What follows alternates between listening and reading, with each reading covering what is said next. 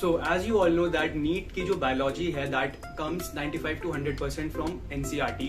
So it becomes very important for us कि यार NCERT को कैसे हमें पढ़ना है जिससे कि हम maximum score कर सके अपनी biology में. So today I will tell you about this and मैंने कैसे अपनी NCERT पढ़ी थी जिससे मेरे biology के अंदर 360 out of 360 score आया था. So hello everyone, my name is Anmol Gupta, first professional MBBS student at Maulana Azad Medical College, New Delhi. So subscribe to my channel if you are new to this. Also आप मेरे Telegram group को join कर सकते हो, link description में है, जहाँ पे मैंने आपको अपने आकाश कोचिंग के फिजिक्स एंड केमिस्ट्री के सारे नोट्स प्रोवाइड कर रखे हैं. So in case you are in need of coaching notes you can refer them. Okay, so without wasting time let's get started.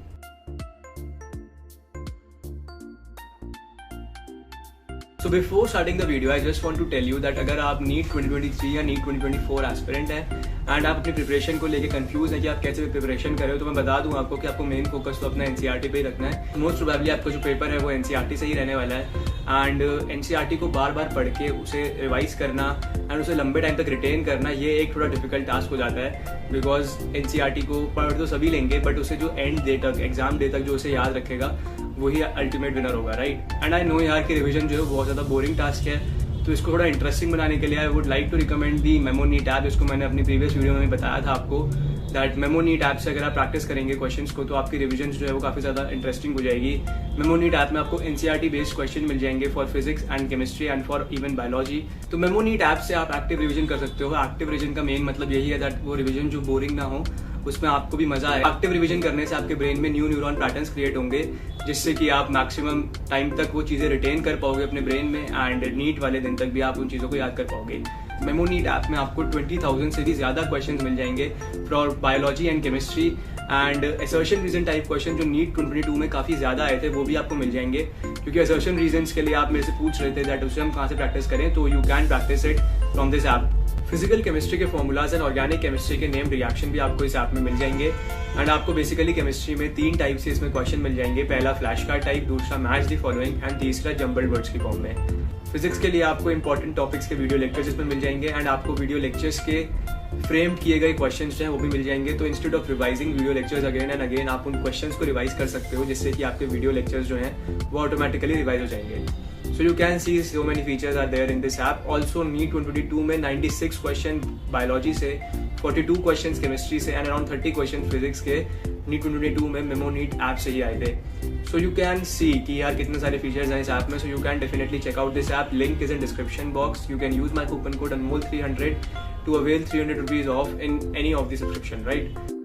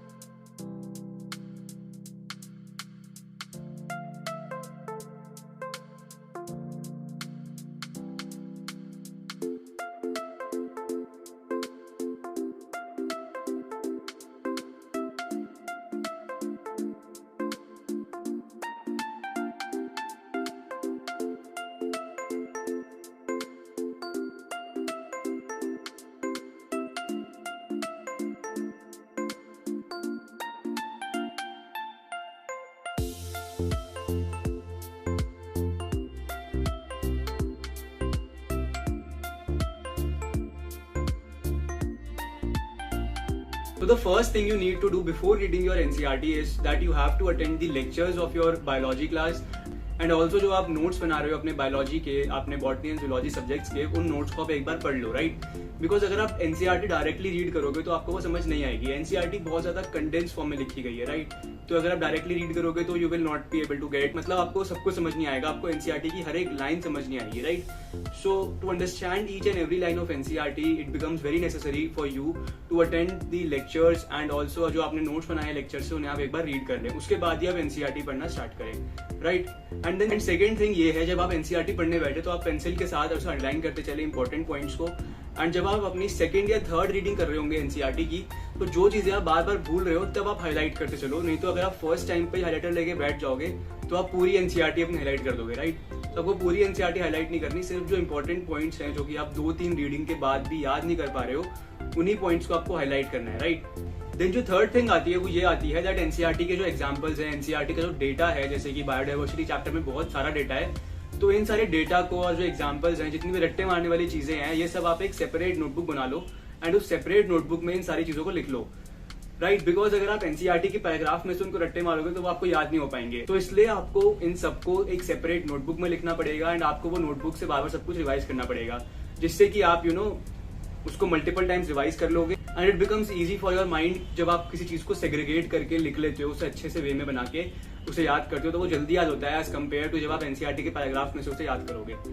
So this is your third point. Then जो fourth point आता है वो ये आता है that जो आपको NCERT के ऑथर इंट्रोडक्शन वगैरह दिए गए हैं एंड आपको एनसीईआरटी की जो समरीज हैं वो भी आपको अच्छे से पढ़नी है। मोस्ट ऑफ द टाइम जो स्टूडेंट्स होते हैं वो ऑथर इंट्रोडक्शन और समरी को इग्नोर कर देते हैं, बट ऐसी काफी सारी इंपॉर्टेंट चीजें आपको समरी में मिल जाएंगी जो कि मेन टेक्स्ट में मिसिंग है, right? If I just want to give you one example, तो जो लैक ओपेरॉन है that is also known as a prototype operon, तो ये जो चीज है ये आपको मेन टेक्स्ट में नहीं मिलेगी, बट ये एनसीईआरटी की समरी में लिखी है। ऐसी बहुत सारी चीजें आपको एनसीईआरटी समरी में मिल जाएंगी, बहुत सारी लाइंस मिल जाएंगी और बहुत सारे नए वर्ड्स मिल जाएंगे जो कि मेन टेक्स्ट में मिसिंग है।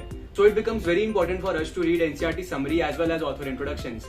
देन जो नेक्स्ट पॉइंट आता है वो आता है दैट एनसीईआरटी के जो डायग्राम्स हैं आपको वो भी अच्छे से करने हैं। एनसीईआरटी के डायग्राम्स की जो लेबलिंग्स हैं वो भी आपको अच्छे से करनी है, बिकॉज वो भी नीट के पेपर में आ सकते हैं, right?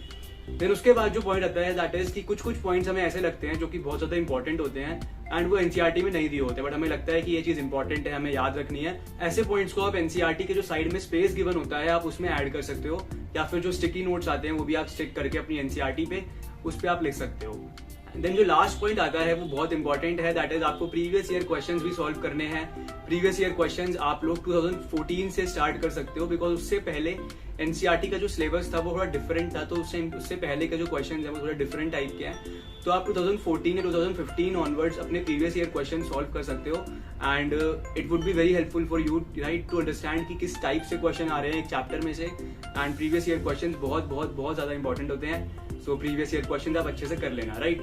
So this is all for today's video. I think आपको समझ में आ गया होगा कि मैंने अपनी बायोलॉजी एनसीईआरटी कैसे पढ़ी थी, कैसे अपनी बायोलॉजी को स्ट्रॉन्ग किया था, जिससे मेरे नीट 2021 में 360 आउट ऑफ 360 स्कोर आया था। If you want any other video, you can comment below. I will try to make the video as soon as possible. And तब तक के लिए goodbye, take care and thanks for watching.